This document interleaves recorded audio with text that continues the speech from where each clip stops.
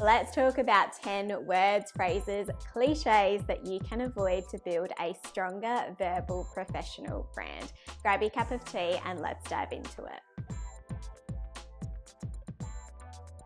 When it comes to your work, the way that you communicate, whether it's in emails, in meetings, in casual conversation, affects perceptions of your personal brand or your professional brand when it comes to your career. And this isn't just about the things that you say that build your professional brand. This is also about the things that you don't say that strengthen the perception of your personal brand. So today I want to talk about the things to avoid, but also your alternative options in those circumstances where you would most likely perhaps use those phrases. So let's dive into number one. Number one is but. Social sciences and linguistics show that this is a really powerful word. And the reason is but creates what is understood to be a contrasting cue. So when we hear but in conversation, it means that we automatically pay attention to that word and what is coming up next. We automatically perceive that it may be something negative that we have to pay attention to.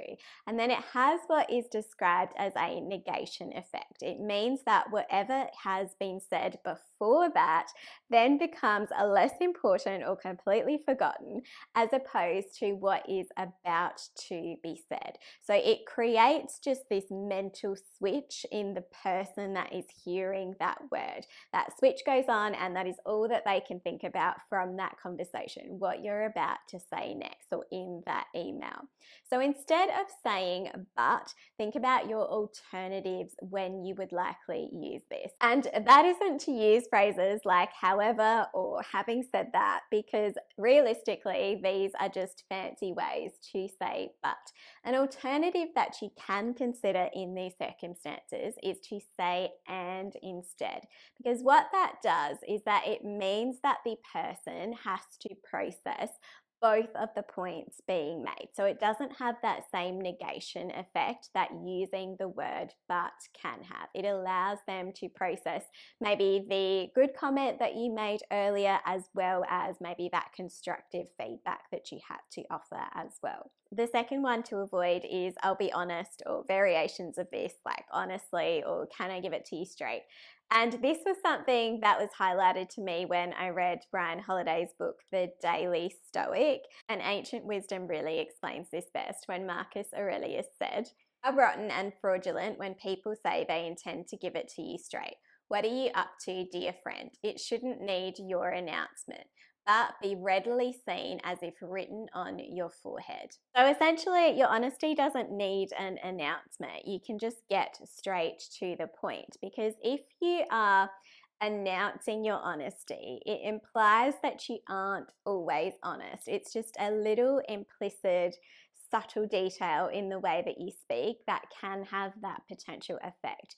So what you might like to say instead, if you do want to say anything at all, is that you might say something like, in my opinion, before you make your point. But you also can just get straight to the point and you don't have to preface what it is that you are about to say. Number 3 is not a problem or no worries. The reason why is because of the word problem in that phrase. So when you say the word problem in a phrase like that, you are unintentionally highlighting this word problem. And what it creates is this perception that there was potentially the scenario in which whatever it is that you were requested to do, that you might have helped with, was potentially a problem, but you are saying that it wasn't a problem. And what that does is that whether you're saying it or not, it means that there was some sort of burden potentially involved in that. I know that this is a phrase that is really popular in casual conversation. I used to say it all the time. I just try and be a little bit more wary of it now. And the thing about this phrase too is that it can be potentially dismissive. Because it is so casual, it can seem like whatever it is that that person might have thanked you for, that you are saying not a problem, no worries. It doesn't actually stop to acknowledge that perhaps in the way that they might be looking for. And in this scenario, this is where I think the more formal alternatives, as opposed to the more casual tone of no worries or not a problem, are actually a more interesting option when it comes to strengthening your verbal personal brand. And this was something that I actually noticed from my husband. I noticed that he doesn't often use phrases like not a problem or no worries. He really takes the time to say things like my pleasure or you're welcome or you're most welcome. He chooses the more formal alternative when you are, say, thanking him for something. And it just really stands out in conversation, because what phrases like that, like saying you're most welcome or my pleasure, it means that that person actually potentially really enjoyed helping you in that thing. It wasn't just that it wasn't a problem. It means that they actually really enjoyed the opportunity to potentially assist you, which just leaves the person on the other end of that conversation with a much different feeling than just saying not a problem or no worries. 4 is sorry to bother you. Are you the kind of person who, when you are walking into an open door office, for example, announce your arrival with a phrase like sorry to bother you? Is this how you start your phone calls or your emails? When you are overly apologetic in scenarios where you don't need to be, this can affect your credibility and your perceptions of confidence. That's not to say that you don't need to ever apologize. Of course, there's going to be scenarios where apologies are going to be really important. And you really want to make sure that when you are apologizing in those scenarios where it is warranted, that your apology seems really genuine, that it's not just a phrase that you are always throwing about at the start of your conversations. So instead of announcing your arrivals with sorry to bother you, just try and get straight to the point. You don't have to bury the lead for what it is that you want to discuss. I do know that this can potentially come across as a little bit blunt if you are just getting straight to the point at the start of a conversation. So what I like to do is actually focus on the other person with genuine interest first. Like, how are you? How has your day been? Actually taking an interest in the circumstances that they are currently in before I speak to them about whatever it is that I want to chat to them about, because I think this is also more genuine. You're taking into account the circumstances in which you are potentially interacting them. You're actually asking them more about themselves before you dive into just your requests with this passing sorry to bother you comment when you're just going to request whatever it is that you're requesting anyway. So yeah, I would just avoid maybe saying that and think about what the more genuine alternatives are instead to that. Number 5 is sorry for the delay.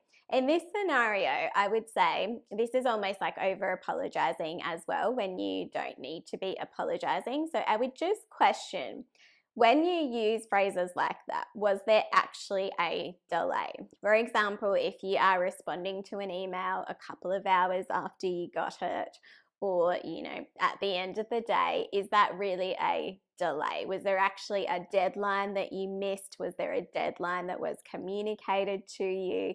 Was there actually a scenario in which there was a delay? Again, this is just a little subtle nuance that I think when you use it too much, it means that you are affecting your credibility in that scenario as well. You don't want to be apologizing for a delay if you weren't actually delayed. If you didn't actually miss a deadline, why put that scenario into the other person's head? Of course, you want to apologize in scenarios where there has genuinely been a delay.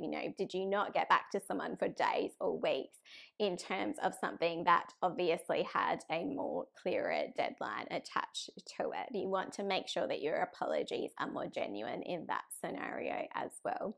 And the alternative to this, if you feel like there has been a delay and you want to acknowledge it in some way, is to say something like, thank you for your patience, or otherwise just get straight to your point. Number 6 is I think.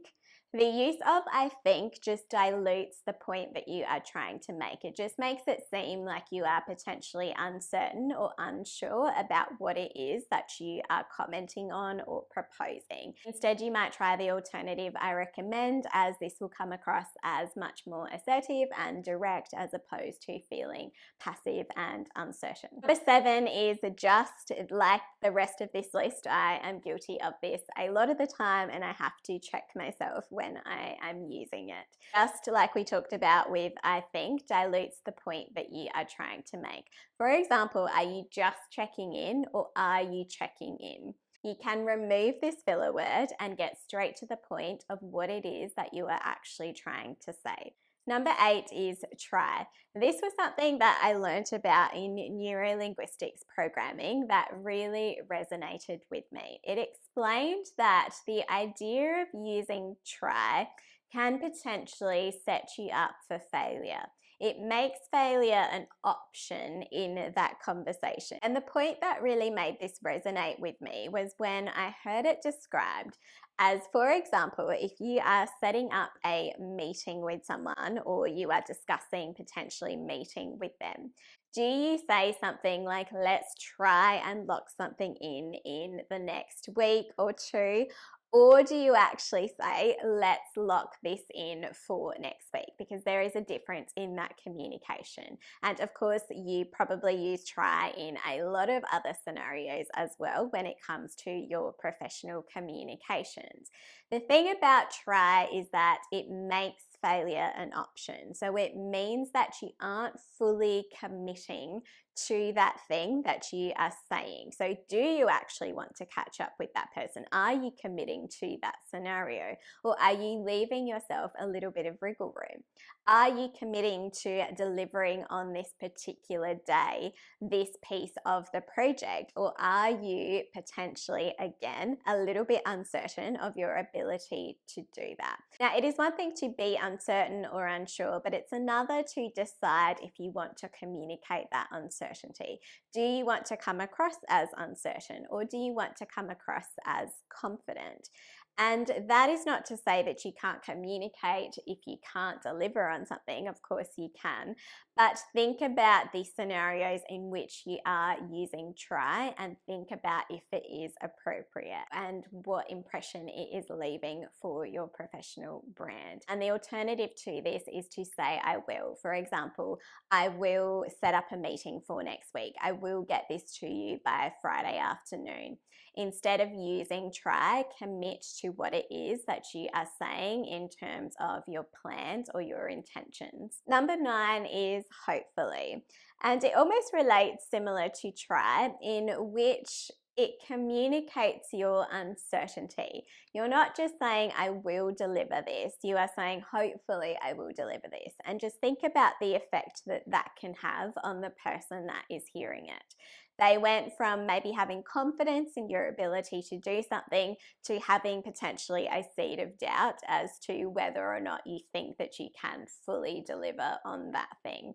So try and see if you can completely cut out the use of hopefully. And again, the alternative in this scenario is to say things like I will and be really clear about your plans and your timeframes, for example. Number 10 is I don't know.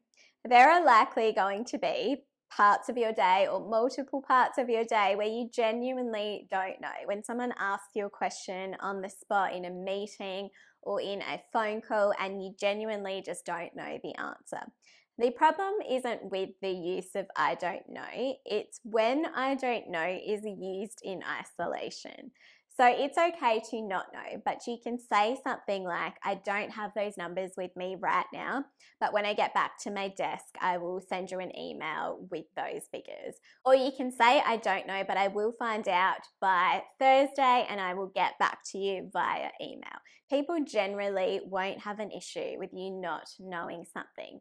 What they will notice is whether you bring a solutions-focused mindset to your scenario in which you don't know whatever it is that thing is. And a solutions-focused mindset is what people are looking for when they work with you. If you want to learn more about how you can elevate your verbal personal brand, then check out my previous episode on this topic. Thanks so much, and I'll see you in the next episode.